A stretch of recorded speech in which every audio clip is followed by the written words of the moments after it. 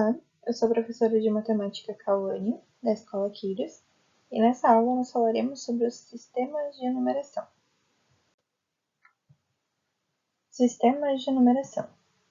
Há muito tempo, contamos objetos, animais, pessoas, alimentos ou a passagem do tempo. Usamos a contagem para sabermos quantas pessoas há em nossa família, qual a quantidade de comida necessária para alimentá-las, ou quanto tempo é preciso para fazer uma viagem. Nessa primeira imagem, a gente consegue visualizar um calendário. O número de destaque dele é 2023. O que significa esse 2023? O ano em que nós estamos, a passagem de tempo. Na segunda imagem, a gente consegue visualizar um estacionamento. Tem as vagas ali e um carrinho lá no canto. Quando nós compramos uma vaga em um estacionamento, a gente consegue visualizar no ticket o número da vaga que nós devemos estacionar. Então, para isso, nós utilizamos o sistema de numeração. E para diversas outras coisas também, né?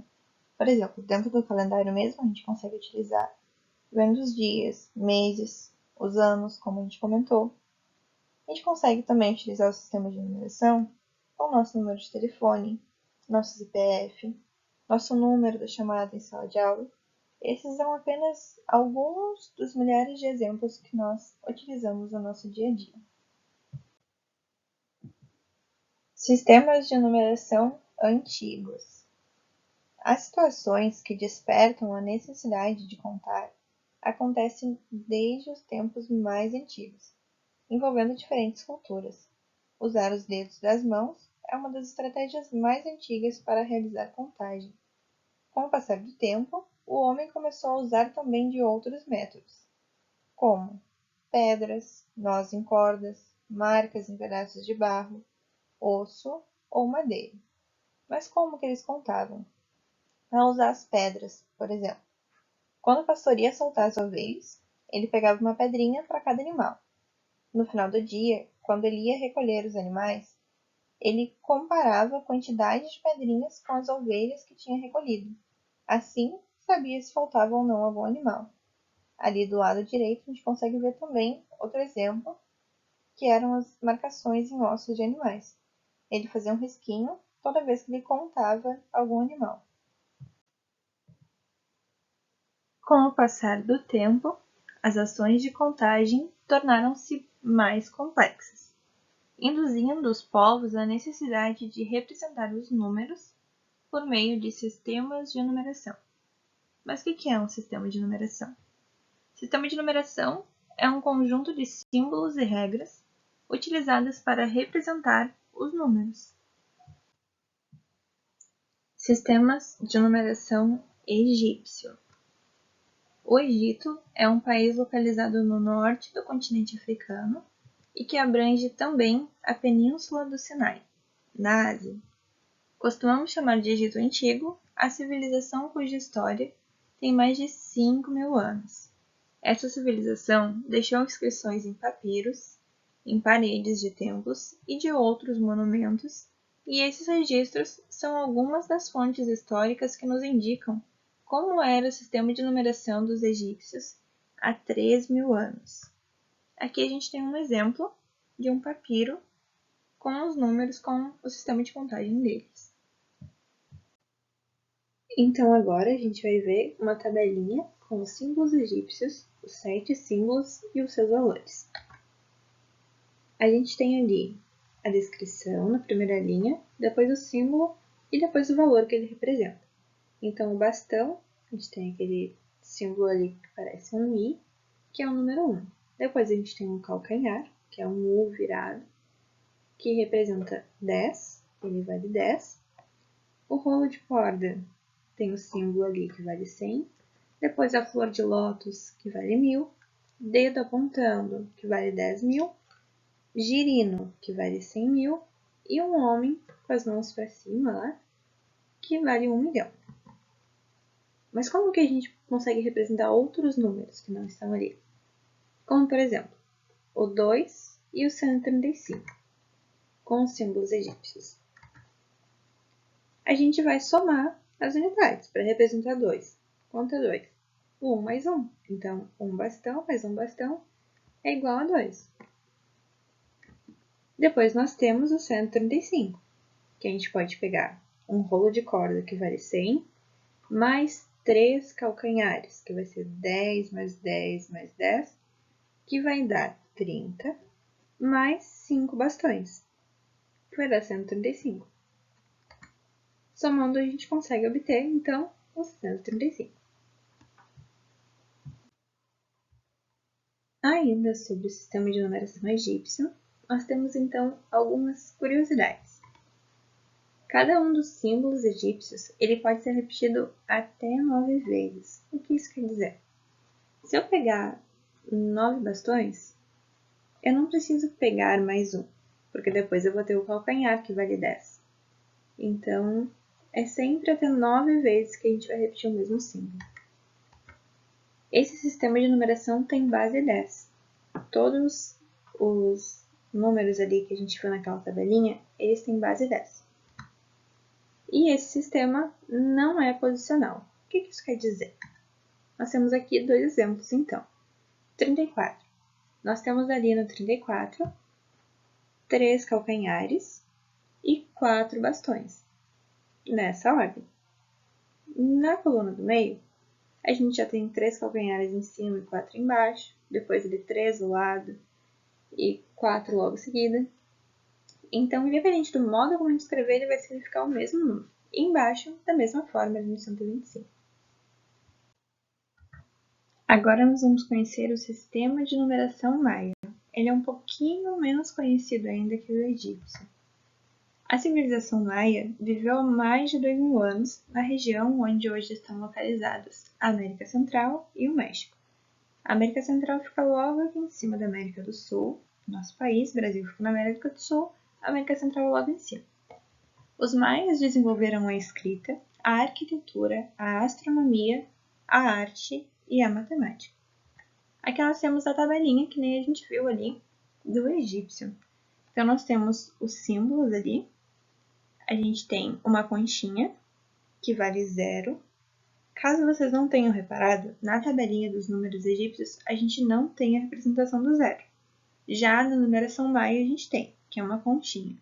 Depois a gente tem o ponto, que vale 1, e a barra horizontal, que vale 5.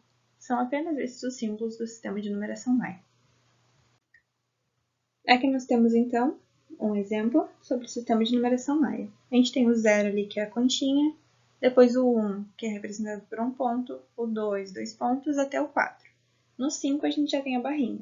No 6, a gente tem a barrinha que vale 5, mais um ponto, até o 9. Depois, no 10, nós temos 2 barrinhas, e por aí vai até o 19. É um sistema um pouquinho mais chato de usar mesmo, então ele não é muito utilizado por conta disso, porque ele tem poucos símbolos e acaba dificultando um pouco mais para escrever números maiores. Né? Algumas curiosidades, então. O sistema de numeração maia é um sistema de base 20. O nosso outro sistema lá, de numeração egípcia, ele era de base 10. Esse é um sistema de base 20, baseando-se nos 20 dedos que nós temos, 10 na mão, 10 nos pés. No sistema de numeração maia, há um símbolo para representar o 0. No outro a gente não tinha, no sistema de numeração maia nós temos.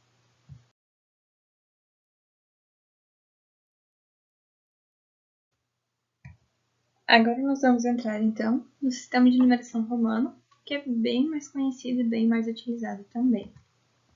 Há cerca de 2.000 anos, a civilização romana ocupou a região onde hoje é localizada parte da Europa, da África e da Ásia. O sistema de numeração utilizado pelos romanos sofreu várias modificações, até chegar ao apresentado aqui, chamado de Sistema de Numeração Romano Moderno. Aqui nós temos então também a tabelinha. A primeira linha tem o símbolo e na segunda o valor, no sistema de numeração decimal novamente. Então a gente tem a barrinha ali, que é um I, que vale 1, o V, que vale 5, o X, 10, o L, 50, o C, 100, D, 500 e M valendo 1.000. Aqui nós temos então alguns exemplos da matemática no cotidiano. Onde a gente consegue observar esses números romanos? Em Rio Grande a gente consegue ver, principalmente pelo centro, algumas ruas com placas assim, Avenida 15 de Novembro. O nosso X vale 10 nos números romanos, Nosso V vale 5. Então, 10 mais 5, 15. Avenida 15 de Novembro. Números romanos. Outro exemplo, em alguns prédios históricos, a gente consegue ver uma data bem antiga. Os prédios mais antigos têm aquelas datas em números romanos. Relógios também, hoje em dia, bem difícil de encontrar, mas ainda é possível. Alguns relógios que no lugar dos ponteiros, em vez de ter um número normal que nós usamos, são os números romanos.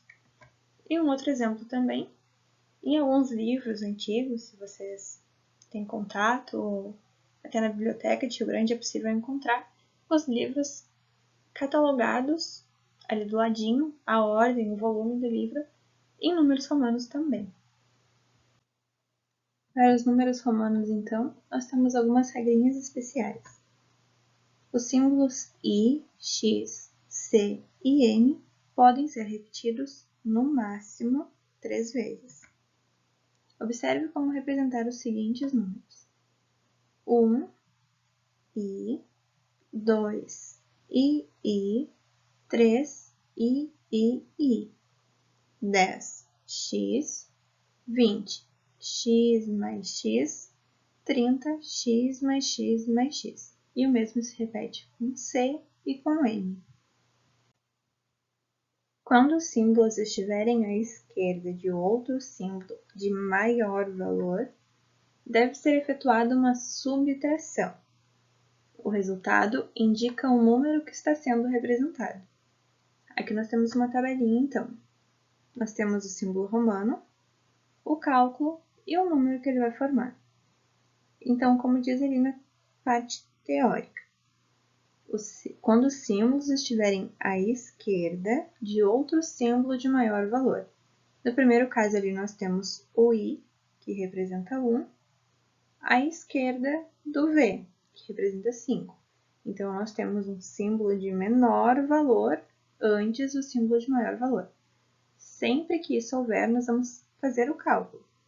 Se o nosso V vale 5, vai ser 5 menos 1, que é 4.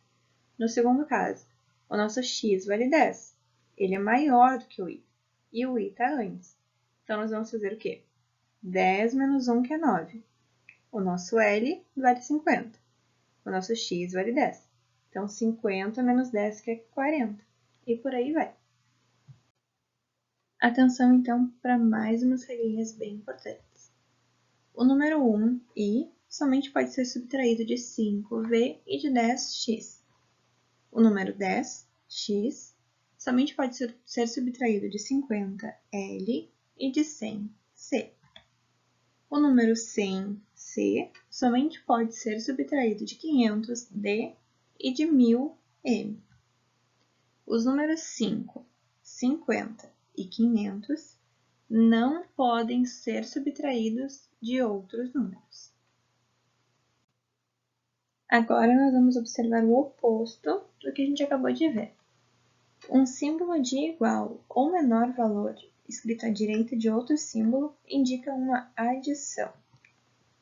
Então, nós temos ali o V, que é maior, do lado esquerdo de um número menor, né? Então, V mais I é 5 mais 1 igual a 6.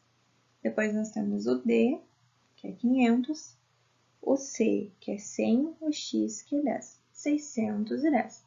E por aí vai. Os demais números são formados pela adição e subtração dos valores correspondentes aos símbolos, de acordo com a sua posição. Então, aqui nós temos um exemplo. Nós temos ali o símbolo romano, depois o cálculo, depois o número. Como eu represento o número 19? Eu vou pegar o meu x, que vale 10, só que 19 é próximo ao 20. O que eu faço então? Eu sei que x mais x é 20, só que eu quero 19. Então, eu vou deixar o meu x, que vale 10, e aí eu vou subtrair uma unidade do meu segundo x, que vale 10 também. Então, se eu subtrair 1 de 10, eu vou ter 9. 10 mais 9, 19, que é o mesmo que 10 mais 10 menos 1. E aí nós temos diversos outros exemplos também que vocês podem observar ali. E chegamos então ao nosso último sistema de numeração, sistema de numeração decimal. Dos sistemas de numeração criados por diversos povos, o mais eficiente foi elaborado pelos hindus, por volta do século V, e posteriormente divulgado pelos árabes no século VIII, aproximadamente. Os hindus desenvolveram um sistema de numeração com apenas 10 símbolos: 0, 1, 2, 3, 4, 5, 6, 7, 8 e 9, e chamaram cada um deles de algarismo. Para homenagear o matemático persa, aqui eu vou arriscar um árabe que eu não faço a mínima ideia de como se pronuncia. O nome do matemático era Mohammed ibn Musa al-Khwarizmi.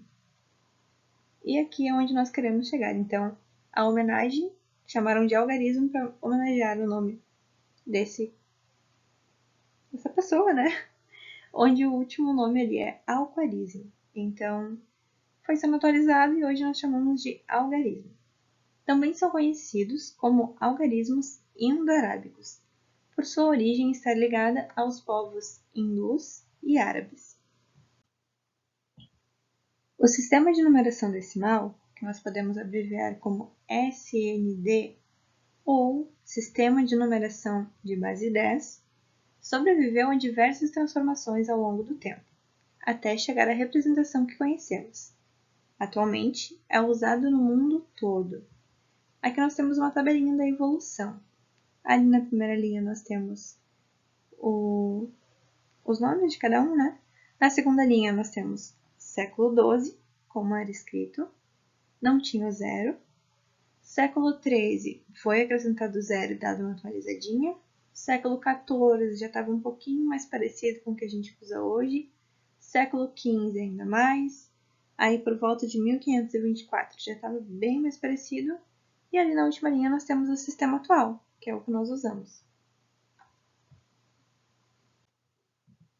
E agora, para encerrar essa aula, nós vamos falar sobre o quadro posicional, que nós também podemos chamar de quadro de valor de lugar.